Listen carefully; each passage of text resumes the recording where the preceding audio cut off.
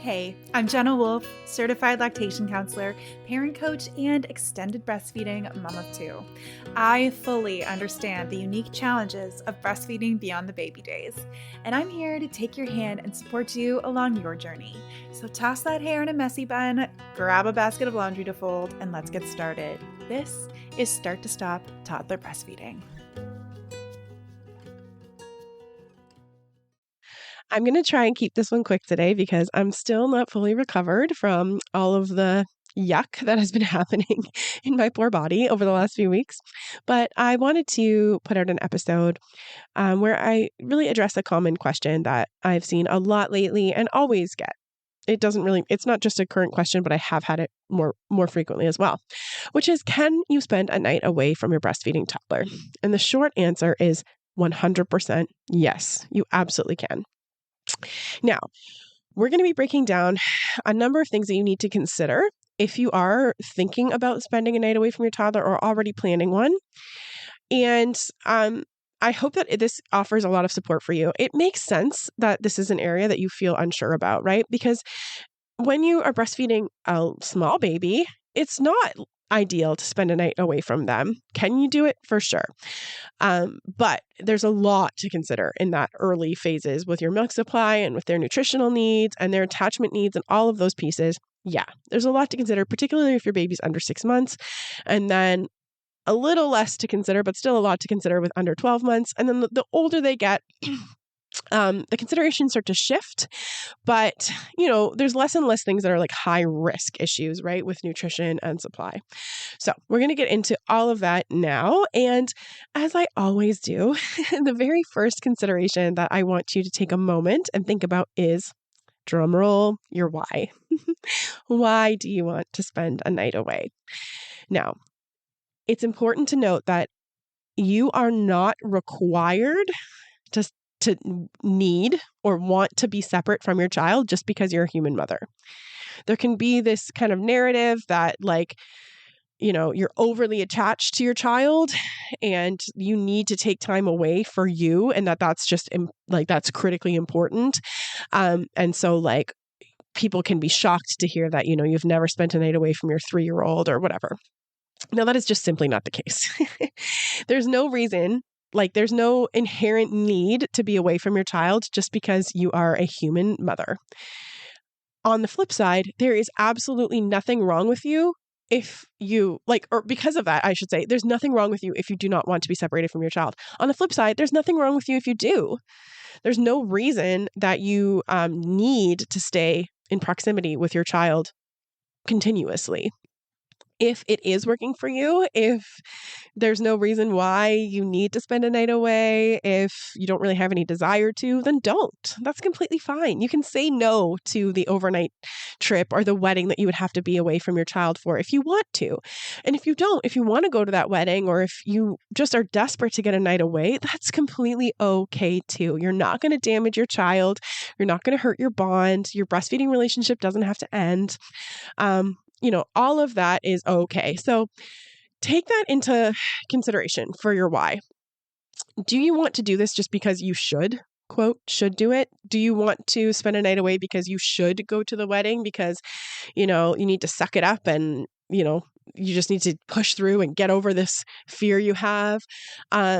Maybe it's just a really practical, you don't really have any fear or anything around it. It's just that you have an event coming up and you're thinking, is this a good idea or not? I really would like to go, but it's not something I really want to bring my child to. I would love to have a night away with my partner or maybe just by yourself. That's much more of a practical side of things. Just hold on to whatever that why is. Okay. And if your why doesn't feel good enough to you, that's okay. You can stop right here and say, no, I'm just not going to spend a night away. That is 1000% okay. But hold on to that because it's going to give you some clarity. Of course, if you're super anxious about this, if it's not something you want to do, then don't do it, right? I've talked about this many times with the breastfeeding stress cycle and all of those pieces. It's not going to be good for you or your child if it's just not something you want to do. Okay, moving on to consideration number 2. So the first one was your why. The second one is nutritional needs for your little one. Now, if your little one is less than 18 months, they're likely, very, very likely going to need some nutrition overnight. Now, if your child naturally just doesn't need nutrition overnight, they're, 9 months or 12 months, and they've just started sleeping through the night completely on their own, and they've never woken up for food, this might not apply to you.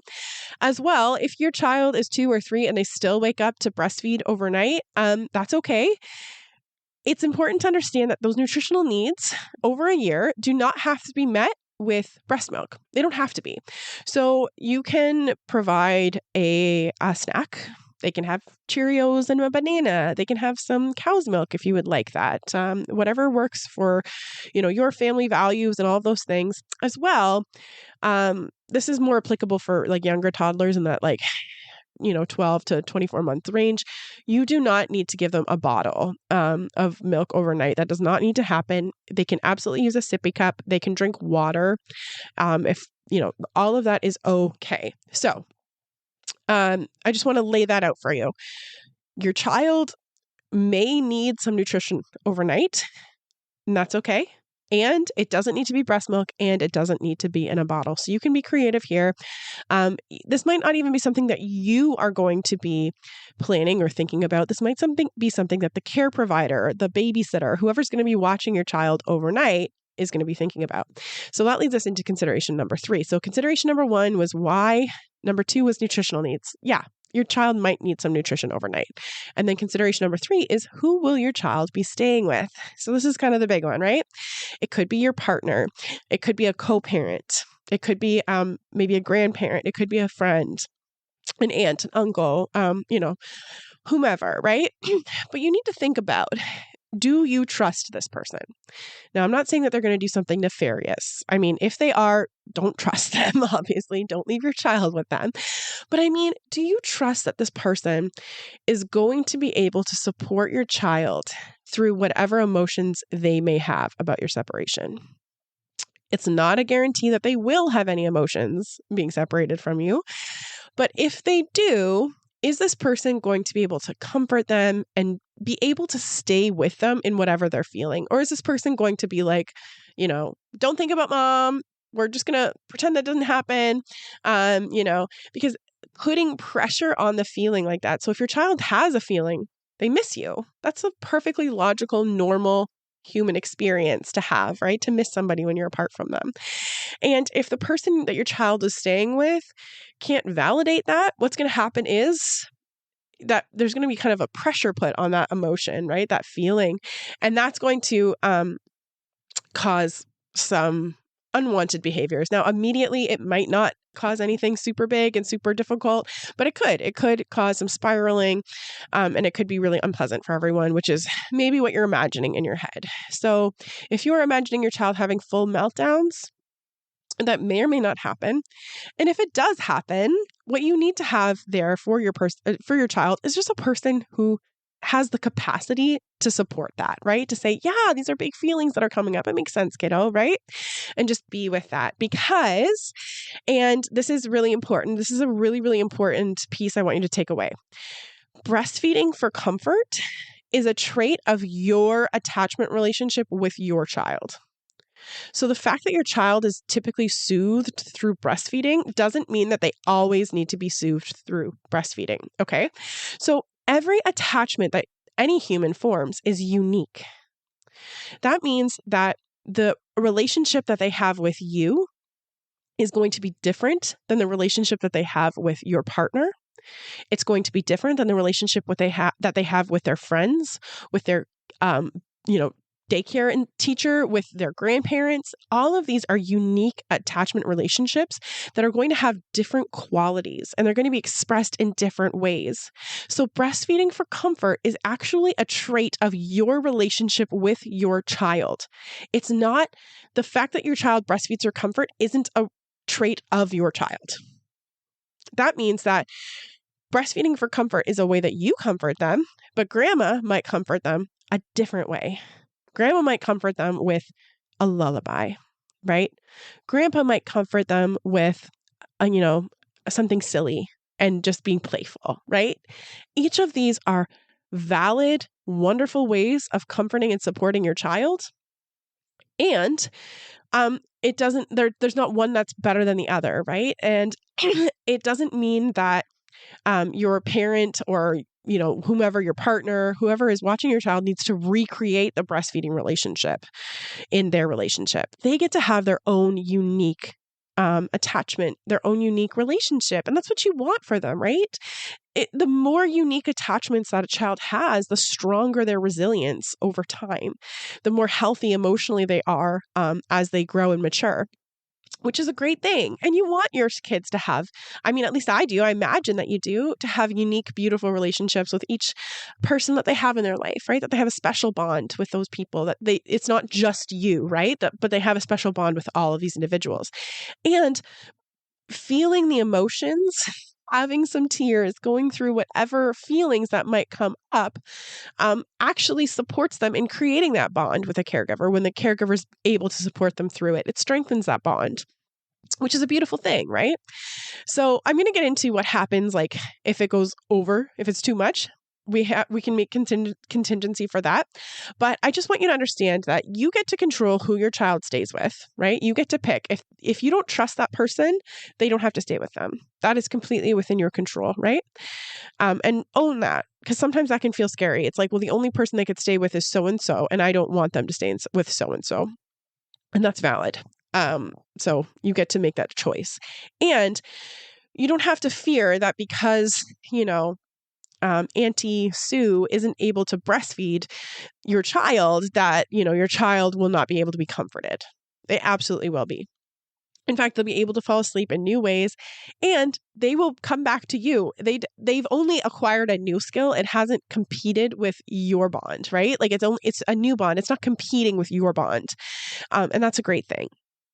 So part of that I would just want to mention here is the bedtime routine and structure. It's kind of a joke, right? That like kids need to have these very, very specific routines, and you need to sing the song exactly this many times and read exactly these books in this order and do the tickles this way and all of the things. And that you need to like share that with the new caregiver, and they need to exactly replicate that. Again, if we go back to this idea that your child is in a unique attachment relationship with each attachment figure in their lives, you can see that bedtime routine, as much as there are considerations about like sleep hygiene, for example, maybe not having screens right before bed, or these kind of simple routines that kind of support the brain and body of signaling, oh, this is sleep time. That's great. But the complicated routines where it takes all the things in order to comfort them and support them, that's likely, it's probably a part of your relationship with them. It doesn't necessarily mean it's going to be part of this other attachment figure's relationship with them. So you don't have to stress about having the person recreate it exactly, right? And just to say, like, I remember early on in our parenting with my husband, like I'd go away and I'd be trying to be like, just do it exactly like this, do this thing just like this, right? But it never worked for him. And I was kind of taking away his ability to navigate his relationship with his own child, right? So once I kind of was like, all right, you do your thing, he found his things. Man, it's not the way I did it, but that's okay. It's beautiful. He has full confidence in his parenting, and I have full confidence in his parenting, and he has beautiful bonds with his kids, right? So I get it. I do understand that. And it's okay to let your child have a relationship with another caregiver, right? Okay, so consideration number 1 was your why. Number 2 was nutritional needs. Number 3 was who your child will be staying with. Consideration number 4 is about you. Where will you be? So if you're going away because there's an event going on, whatever, and you're happy with that, and there's not really a lot of anxiety around it, that's great. You do you. And if you're trying to have a night away because you are exhausted, because you're burnt out, because you never get to sleep, all of those things, I just want to offer the consideration that it's possible that those things will still be there even when you're apart from your child. So just because you're away from your child doesn't necessarily mean that you are going to sleep through the night, right? Breastfeeding isn't the problem. I talk about this a ton, right? So weaning isn't the solution. It's the same thing here. It's not necessarily your child that's the thing that's stopping you from sleeping. There's likely cycles at play. There can be your own hormonal things. All of those pieces could be at play.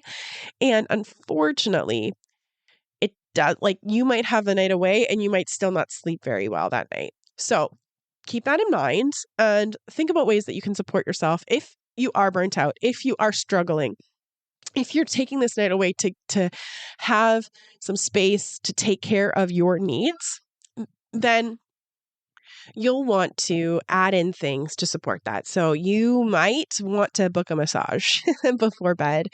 You might need to take some time to, connect with some friends, to be mindful of those pieces. Do you want to watch a funny movie?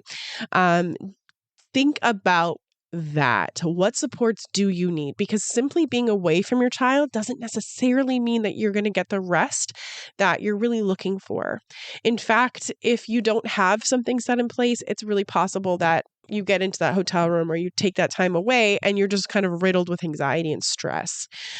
So be mindful of that and add in the supports that you need to really get what you want to out of this night away. And as well, if you are breastfeeding a younger toddler who generally does breastfeed overnight, you may need to hand express or pump simply for comfort. If you go back to my episode on milk supply, you'll know that in the toddler days, in the toddler years, a night away from your child is not going to tank your milk supply. In fact, you can go away for quite a while, multiple days, a week even, and it's possible your supply has dipped, but it's not going to be gone and you can absolutely recover from that. So it's not, you don't need to fear the milk supply issue. Now, if you're breastfeeding just an older baby and you're at 8 or 9 months and you're listening to this podcast episode, I would support you to plan in a few times to pump while you're away from your baby, so that because you're likely producing more milk and your milk supply is more important at that point because your child is relying on it as its primary source of nutrition. So you might want to just ensure that there is no dip by pumping a number of times. So if you're away from your child, let's say, from 4 p.m. until noon the next day, you might want to pump in the evening, pump once overnight, pump in the morning, and then if you see your child, then you could probably just breastfeed, but you might need to pump again in the later morning or early afternoon. So that's just an example, an idea of what you might need to do. If you do not have a pump, if you've never pumped before, you can absolutely hand express. You do not need to save the milk if you don't want to. You can hand express into a toilet in a bathroom if that's what's going to help, just kind of get the any discomfort out of the way, because obviously you don't want clogged ducts or mastitis or anything happening. So it's not critical to pump, and if you're breastfeeding an older toddler, you likely won't even think about it if you're gone for 24 hours. If you're gone for more than that, then you might start to feel uncomfortable and need to do some pumping. But yeah, it shouldn't be a major concern at this point. So just make sure you're taking care of yourself, mama, giving yourself what you need. You likely don't need a night away. That's a negative, right? It's not like you just need to be away from your child. You need things. So give yourself those things that you need. Stop and think about that, right? Sometimes what can happen is when we've been anxious and when we're in this burnt out space, we've lost sight of what we actually need. So think about that and give yourself those things. And it's okay if it feels a little silly at first. So the consideration number 5 is a contingency plan. So think about at what point, where you will be. If you're going to be somewhat close to your child, now, if you are in that burnt out zone and you're doing this to give yourself some nurturing, I would recommend staying relatively close to where your child is, maybe 15, 20 minutes away, so that you can come if you need to, right? You get to decide at what point you would need to come. So make this clear with the caregiver that you are leaving your child with. If they are screaming nonstop for this amount of time, please call me. Okay. And now this is so individual, right? In reality, with a loving caregiver, you don't need to come back, right? It's not critical. Your child's not going to be harmed if you're not coming back. And also, you get to decide. So you get to decide if, you don't want your child to be crying for a certain amount of time. If it's 15 minutes of like hysterics, give me a call. I'll be here. We'll do a quick breastfeed and we'll either try this again another time or they'll settle down and I'm going to go back to my night.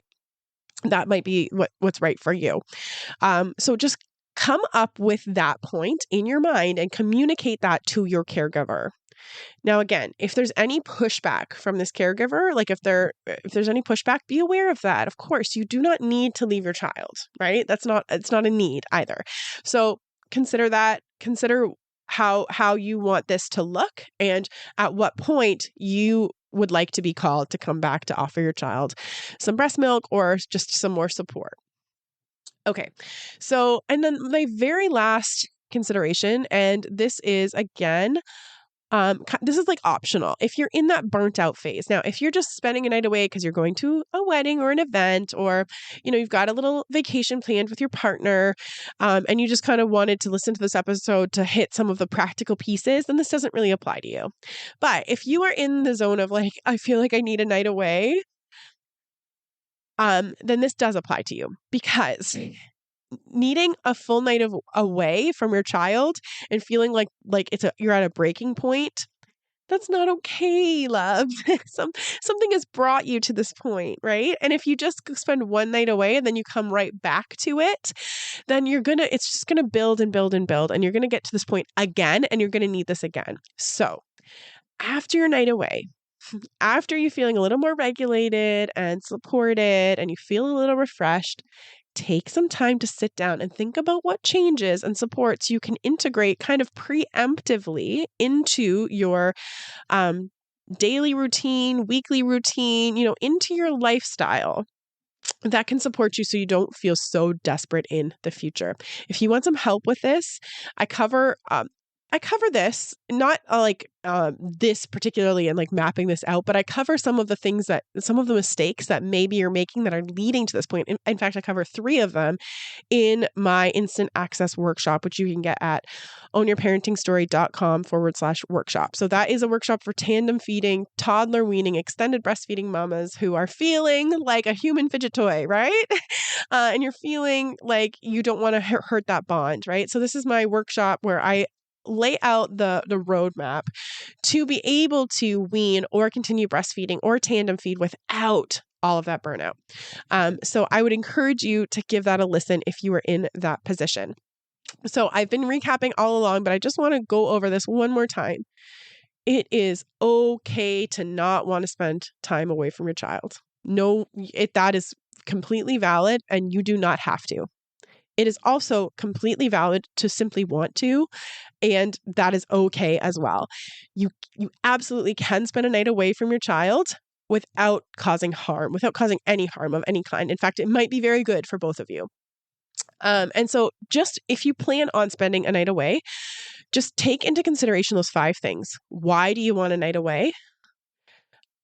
Your child's nutritional needs. So just communicate that with the caregiver, right? They might need something overnight. What are some things that you have in the house? It could be something that you even prepare your child with ahead of time. Maybe they can help you pack a little snap cup that they're going to keep. Consideration number 3 is who your child will be staying with, right? Do you trust this person? Are they going to be able to support your child through whatever emotions are there?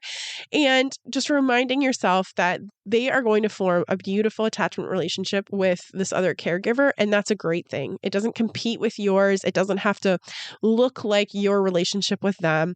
All of that is beautiful and wonderful. Consideration number 4 is where you're going to be. What needs do you have that you need to take care of? And just with that little caveat of a practical need of you may need to bring a pump. You also don't have to bring a pump, right? Hand expression's all right too. And then number 5, the last one of the kind of core considerations is just that contingency plan. At what point does the care provider need to give you a call? And this is going to be different for everyone, right? If you are away at a hotel and you feel amazing about it and you're like, don't call me unless you're going to call an ambulance, that is okay. It's also okay if you're like 5 minutes of hysterical crying and I want a phone call. That is completely fine too. You get to decide at what point that needs to happen. And then lastly, optionally, if you're at that burnt out phase, once you're feeling a little more refreshed, pull back and see what changes you can make in your lifestyle so that you don't get to this burnt out phase again in the future. Okay, I just want to leave you with that. I hope that that was supportive for you. It's a question I get all the time. And like I said, if you are feeling that kind of burnt out-ish kind of phase, then you definitely need to tune into the free workshop that I have right now. The link will be in the show notes. And if you loved this episode, I would absolutely love for you to give me a rating or a review on whatever podcast player you're watching on. Make sure that you hit the little follow button or the little plus button so that you get notifications. Oh, and I think you can actually turn notifications on separately too. So there's like a follow button and then there might be a little bell. And that means that every time I upload an episode, you're going to get notified and your phone will let you know that there's a new episode that you can come and listen to. And of course, shoot me a DM over on Instagram. I love hearing from all of you. All right. Hope you have a great week. If you loved this episode, make sure you hit that subscribe button so that you don't miss any episodes in the future. Also, check out my breastfeeding toddler communication guide and cheat sheet to learn how to say no to the feed while still saying yes to the need at www.ownyourparentingstory.com/guide. And that concludes another episode of Start to Stop Toddler Breastfeeding. The theme song is Little Balloon by Jenny and Tyler, and it has been a pleasure to share this time with you. I'll catch you in the next episode.